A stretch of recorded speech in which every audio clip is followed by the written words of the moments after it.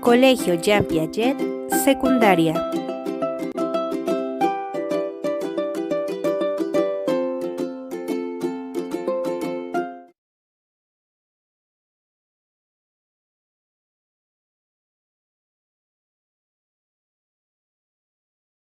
Buen día, chicos. Yo el día de ayer les dije lo que era la poesía.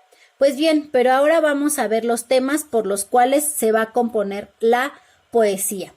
La poesía vamos a simplificarlo un poco y es una manifestación literaria en la que lo esencial es trabajar en el lenguaje para comunicar las emociones o los sentimientos del autor. Pero nos habla mucho de las figuras retóricas. ¿Qué son las figuras retóricas? Son múltiples recursos de expresión que corresponden a diferentes niveles: el sonoro, el que le da la forma, el del contenido o significado dentro del poema. La función. ¿Qué va a ser la función dentro de un poema? Es crear el efecto en el estilo de la escritura, un propósito comunicativo distinto. Con ello, de alguna manera, vamos a enriquecer nuestra manera de ver las cosas. Esto es la función. ¿Qué va a ser la repetición dentro de la poesía? Pues es un recurso poético que consiste en reiterar una palabra o expresión para poner énfasis a una idea, a un tema o a una imagen.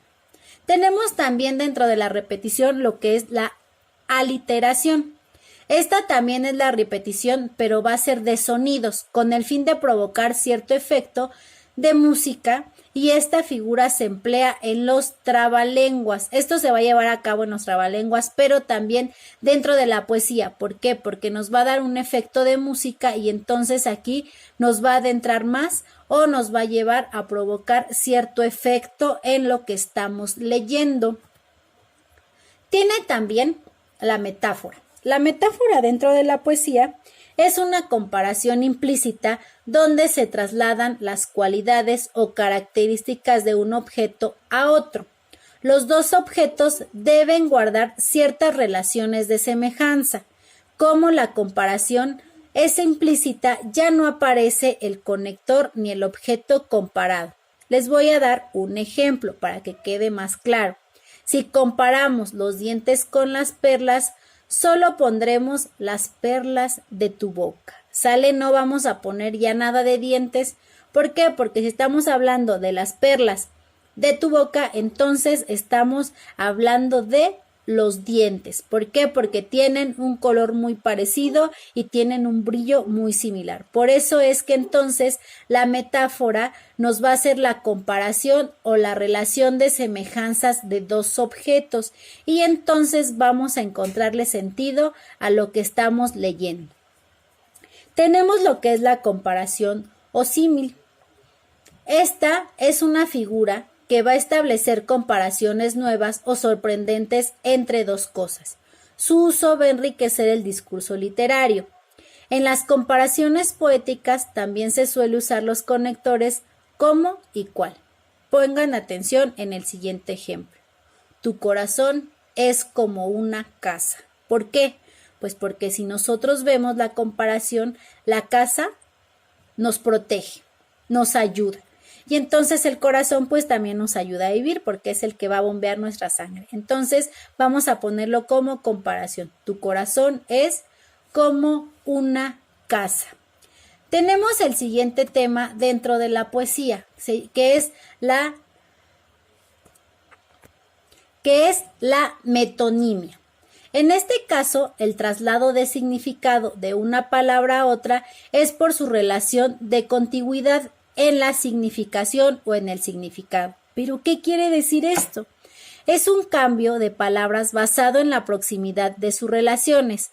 Hay una metonimia cuando se menciona la causa por el ejemplo, el autor por la obra, la marca por el producto, el continente por el contenido, lo físico por lo moral y lo abstracto por lo concreto. Pongan mucha atención en este ejemplo.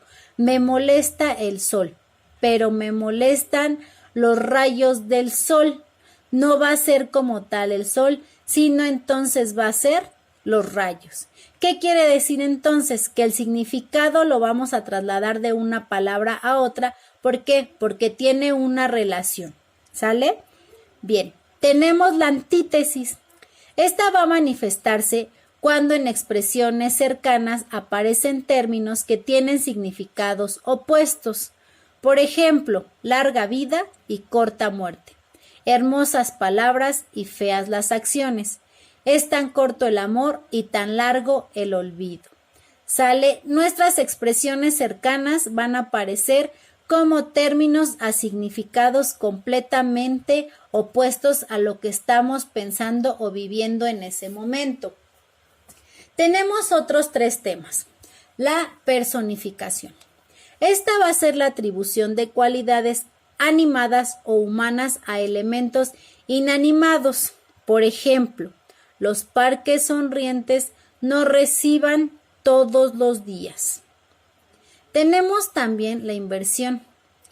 Esta, ¿cómo la vamos a entender o qué es lo que vamos a ver? Pues esta va a ocurrir principalmente cuando se interviene el orden normal de los elementos de una frase o de una oración. Ejemplos: altas montañas, hondos valles. El orden convencional es montañas altas y valles hondos. ¿Sale, chicos? Bien, fíjense muy bien. Aquí esto va a invertir el orden de los elementos de la frase o de la oración de la cual estamos hablando. Tenemos también como tema la ironía. Esta figura va a consistir en dar a entender lo contrario a lo que se dice en una conversación. Por ejemplo, cuando están los interlocutores deben tener en cuenta el contexto para comprender lo que dicen. Entonces, ¿qué quiere decir? Que para poder entender lo contrario a lo que se dice puede ser en una conversación, pero los que están hablando deben de entender el contexto para poder comprender lo que la otra persona nos va a decir o nos está diciendo. Bien, tenemos otro tema. Tenemos la enumeración dentro de lo que es el o la poesía. Bien, consiste principalmente en mencionar una serie de palabras o expresiones que aluden a diferentes cosas, para hacer más descriptivo el discurso y a la vez alargarlo. Por ejemplo, encontraron entonces sus sueños, sus ilusiones, sus esperanzas. Se perdió todo: la amistad, el consuelo, el amor, la compañía. Si se fijan aquí, principalmente va a mencionar una serie de palabras, pero el discurso lo va a hacer más descriptivo, pero a la vez lo va a alargar. Es por eso que se llama enumeración, porque nos va a dar pie a que nos está describiendo todo lo que pasa, pero para que entonces la expresión sea más descriptiva.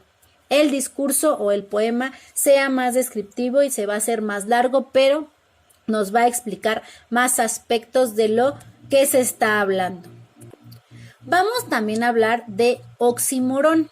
Este se escucha muy extraño, pero es una figura retórica que consiste en combinar 2 términos que tienen significados opuestos, de modo que originan un nuevo sentido. Por ejemplo, y hemos escuchado esto muy seguido o lo escuchamos cotidianamente. Ejemplos: azúcar amargo, muerte en vida o luminosa obscuridad.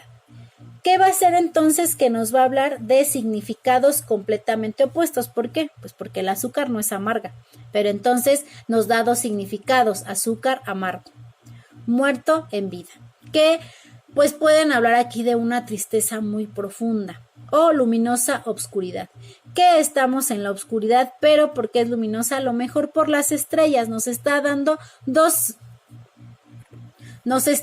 dos significados, pero a la vez son cosas opuestas que vamos a estar comprendiendo o entendiendo en lo que es la poesía. Pues bien, chicos, vamos a hacer las actividades que ya les dejé en su planeación. Muchas gracias por el día de hoy. Que tengan mucho éxito y que terminen sus actividades pronto. Muchas gracias.